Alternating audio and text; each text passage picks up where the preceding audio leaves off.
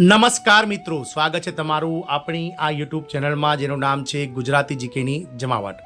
તો ગત 16 જાન્યુઆરીના રોજ માનનીય વડાપ્રધાન શ્રી નરેન્દ્રભાઈ મોદીની અધ્યક્ષતામાં મળેલી કેબિનેટ બેઠક દ્વારા કેન્દ્રીય કર્મચારીઓ અને પેન્શનર્સો કે જેઓનું સંખ્યાબળ 1.15 કરોડ કરતાં વધારે છે તેમના માટે 8મા પગાર પંચના ગઠનને મંજૂરી મળી ગઈ છે. હવે ટૂંક જ સમયમાં સરકાર દ્વારા 8મા પગાર પંચની જે સમિતિ છે, જે કમિટી છે, તેની રચના કરવામાં આવશે અને કર્મચારીઓને 1 જાન્યુઆરી 2026થી 8મા પગાર પંચનો લાભ સરકાર દ્વારા આપી દેવામાં આવશે. ત્યારે 8મા પગાર પંચની લાગુ થતાં જ મિત્રો જે કર્મચારીઓ છે, પેન્શનર્સો છે, તેમના ભથ્થાને લઈને મિત્રો ગણતરીમાં ફેરફાર થઈ જશે. 8મો પગાર પંચ લાગુ થતાં જ HRA એટલે કે મિત્રો હાઉસ રેન્ટ એલાઉન્સ એટલે કે ઘર ભાડામાં જે છે તે મિત્રો ગણતરી બદલાઈ શકે છે. જાણીએ વિડીયોમાં વિગતવાર કે કેન્દ્રીય કર્મચારીઓની 8મા પગાર પંચમાં HRAની ગણતરી કઈ રીતે બદલાશે અને મિત્રો નવી ગણતરી પ્રમાણે કઈ રીતે ચૂકવાશે HRA, તેને લઈને વિડીયોમાં વિગતવાર ચર્ચા કરીશું. તો વિડીયોના અંત સુધી આપ બન્યા રહો. આપ જો અમારી ચેનલમાં પહેલી વાર વિડીયો જોતા હોય અને નવા હોય તો અમારી ચેનલને લાઇક, શેર, સબસ્ક્રાઇબ કરી બાજુમાં રહેલું બેલ આઇકોન દબાવીને ઓલ નોટિફિકેશન ઓન કરી લેશો, જેથી કરીને ચેનલ પર મૂકવામાં આવતા વિવિધ ભરતીઓના નોટિફિકેશન, વિવિધ ભરતીઓના પરિણામ, જીકેના વિડીયોઝ તેમજ સરકારી કર્મચારી, પેન્શનર્સ અને યોજનાઓને લગતા આવા સમાચારો તમને અમારા ચેનલના માધ્યમથી સરળતાથી ઉપલબ્ધ થઈ જાય. તો 8મા પગાર પંચની વાત કરીએ તો કેન્દ્રીય કર્મચારીઓ માટે સારા સમાચાર છે. ગત 16 જાન્યુઆરીના રોજ વડાપ્રધાનની અધ્યક્ષતામાં મળેલી કેબિનેટ બેઠકે 8મા પગાર પંચને લીલી ઝંડી આપી દીધી છે. ત્યારે ટૂંક જ સમયમાં સરકાર દ્વારા હવે 8મા પગાર પંચની એક અધ્યક્ષ અને 3 અન્ય સભ્યો એમ 4 સભ્યોની મળેલી કમિટીની રચના કરી દેવામાં આવે છે. એક અંદાજે પ્રમાણે મિત્રો આગામી મે મહિનાના મધ્ય ભાગ સુધીમાં આ કમિટીની રચના સરકાર દ્વારા જાહેર કરી દેવામાં આવશે અને આ કમિટી દ્વારા અલગ અલગ રાજ્યના જે મોંઘવારી ભથ્થાઓ છે, જે રાજ્ય સરકારના જે પ્રતિનિધિ મંડળો છે અને દેશના ફુગાવા, મોંઘવારી વગેરે પર અભ્યાસ કરીને પોતાનો રિપોર્ટ સરકારને સોંપશે અને ત્યારબાદ સરકાર દ્વારા એક ફિટમેન્ટ ફેક્ટર નક્કી કરી અને 8મા પગાર પંચમાં કર્મચારીઓના પગાર વધારાની જાહેરાત કરી દેવામાં આવશે. આ વધારો 1 જાન્યુઆરી 2026થી જ લાગુ થવામાં આવશે. ભલે તે ગમે ત્યારે લાગુ થાય, પરંતુ તે 1 જાન્યુઆરી 2026થી જ લાગુ કરવામાં આવશે. ત્યારે નવા પગાર પંચમાં હવે HRAની ગણતરી બદલાઈ શકે છે. તો વાત કરીશું HRA એટલે કે ઘર ભાડા ભથ્થામાં દરોમાં સુધારો કરવામાં આવે છે.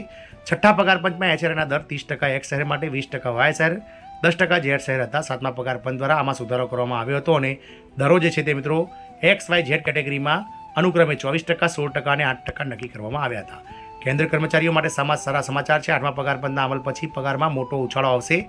8મા પગાર પંચ અંગેની ચર્ચાઓ હવે વધુ તેજ બની છે. દરેક પગાર પંચ માત્ર પગાર માળખામાં ફેરફાર કરતું નથી, પરંતુ તેની સીધી અસર મોંઘવારી ભથ્થું, DA, ફિટમેન્ટ ફેક્ટર અને સૌથી અગત્યનું એવું HRA એટલે કે ઘર ભાડા ભથ્થાના દરો પર પણ લાગુ પડે છે. આવી સ્થિતિમાં મોટો પ્રશ્ન એ છે કે શું 8મા પગાર પંચમાં HRA દરોમાં કોઈ ફેરફાર થશે? જવાબ છે તે ખૂબ જ શક્ય છે અને તેની પાછળ નક્કર કારણો છે. HRA કેવી રીતે બદલાય છે? તો દરેક પગાર પંચ સાથે HRA એટલે કે ઘર ભાડાના દરોમાં સુધારો કરવામાં આવે છે. 6ઠ્ઠા પગાર પંચમાં જ્યારે HRAના દર 10, 20 અને 30% XYZ કેટેગરીમાં હતા, ત્યારે 7મા પગાર પંચ દ્વારા આમાં સુધારો કરવામાં આવ્યો હતો અને અનુક્રમે XYZ કેટેગરીમાં 24, 16 અને 8% નક્કી કરવામાં આવ્યા હતા. પરંતુ DA 50% સુધી પહોંચતાની સાથે જ HRAને ફરીથી મિત્રો 30, 20 અને 10% કરી દેવામાં આવ્યો હતો. આનો અર્થ એ થયો કે HRA દર સીધા DA અને મૂળ પગાર સાથે જોડાયેલો છે. તેથી જ્યારે 8મો પગાર પણ લાગુ થશે ત્યારે સરકાર ફરી એકવાર મૂળ પગાર અને DA માળખા મુજબ HRAના દરોની સમીક્ષા કરશે. નવી ગણતરી સાથે HRAની રકમ લાગુ થશે. 8મા પગાર પંચમાં ફિટમેન્ટ ફેક્ટર વધારીને 1.92 કરવા અંગે ચર્ચા ચાલી રહી છે. આનો અર્થ એ થયો છે કે નવો પગાર આધાર નક્કી કરવામાં હાલના મૂળ પગારને 1.92 વડે ગુણાકાર કરી નક્કી કરવામાં આવશે. ઉદાહરણ તરીકે જો કોઈ કર્મચારીનો મૂળભૂત પગાર હાલમાં 30,000 રૂપિયા છે તો તેનો નવો મૂળભૂત પગાર 57,600 રૂપિયા થશે. આવી સ્થિતિમાં HRAની ગણતરી પણ નવા બેઝિક પર કરવામાં આવશે, જેના કારણે HRAની રકમ પણ વધારો થશે. HRAના દરોમાં શા માટે સુધારવામાં આવી છે? તો પહેલો છે ફુગાવો અને ભાડા વધારો. તો મોંઘવારી સાથે ભાડામાં પણ વધારો થાય છે અને સંતુલિત કરવા માટે સરકાર HRA વધારે છે.